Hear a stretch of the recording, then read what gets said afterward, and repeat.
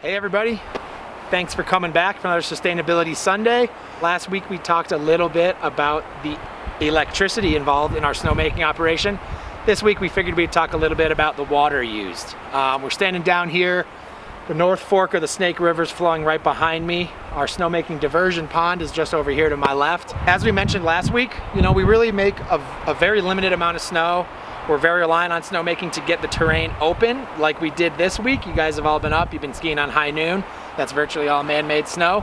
We then do a little bit of snowmaking in the weeks and months that follow to get open to the upper mountain and to get a little bit more of our beginner terrain open.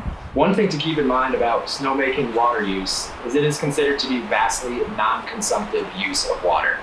And what that means is in the West, where we're making snow, about 90% of the water we use stays within the watershed, and only about 10% of the total water that we're pumping is lost to things like evaporation and other uses. So with that said, that really means our main concern really is maintaining the healthy conditions of our stretch of the North Fork of the Snake while we're diverting water for snowmaking. We only started making snow in 2002.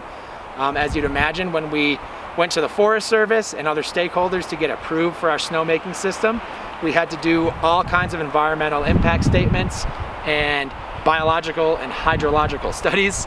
We've continued to do those studies ever since, and each year the engineers that do the studies give us a report, and we've found consistently since 2002 through this past season even that the communities of invertebrates, the fish communities, and the general water quality in our portion of the stream is just as high, if not higher, as it was before we started making snow, and it's just as healthy and robust of a fish community as that control plot in Montezuma.